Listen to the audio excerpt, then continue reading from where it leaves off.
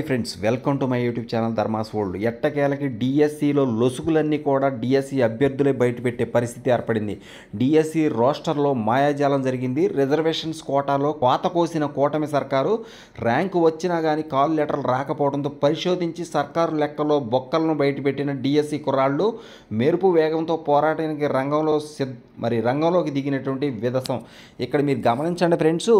అనేక మంది, కొన్ని వందల మంది ఎస్సీ ఎస్టీ బీసీ వర్గానికి చెందినటువంటి అభ్యర్థులు తాము ఎంతో కష్టపడి చదువుకుని మంచి ర్యాంకులు సాధించి 80 మార్కులు, 85 మార్కులు, 70 కంటే ఎక్కువ మార్కులు, ఎన్నో మార్కులు తెచ్చుకున్నప్పటికీ తమని ఓపెన్ కేటగిరీలో సెలెక్ట్ చేయకుండా తమని రిజర్వేషన్ కేటగిరీలో సెలెక్ట్ చేయడం వల్ల రిజర్వేషన్ అభ్యర్థులకి గండిపడింది.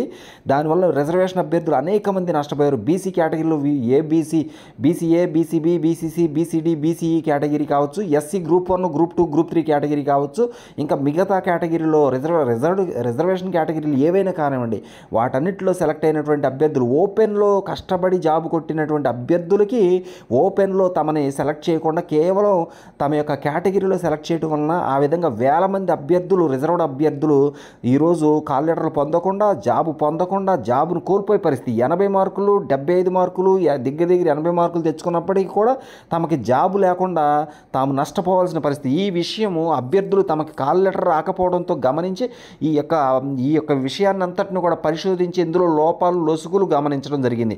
ఇప్పుడు జీవో నెంబర్ 77 ప్రకారం వర్టికల్గా రిజర్వేషన్ జరగాలనేది క్లియర్ కట్గా ఎప్పుడో చెప్పబడినటువంటి అంశం. అటువంటిది చేయకుండా దానికి భిన్నమైనటువంటి భిన్నమైనటువంటి ఈ యొక్క సెలక్షన్ విధానం తీసుకురావటం, కొత్తగా అభ్యర్థులకి నష్టం జరిగించడం అనేది మనం క్లియర్ కట్గా చూస్తా ఉన్నాం. దీని మీద అభ్యర్థులు ఖచ్చితంగా దీనికి పోరాటానికి దిగుతామని చెప్పి చెప్తా ఉన్నారు. కాబట్టి ఇక్కడ మీరు గమనించండి, అభ్యర్థులు డిఎస్సి రోస్టర్లో చాలా మిస్టేక్స్ ఉన్నాయని చెప్పేసి ఈ విధానంలో అనేక వేల మంది రిజర్వ్డ్ అభ్యర్థులు నష్టపోయారని చెప్పేసి కూడా ఆవేదన వ్యక్తం చేస్తూ ఉన్నారు. వాళ్ళంతా కూడా ప్రస్తుతం పోరాటానికి అయితే సిద్ధంగా ఉన్నారు. Thank you so much for watching. Please share this video and subscribe my channel. Thank you.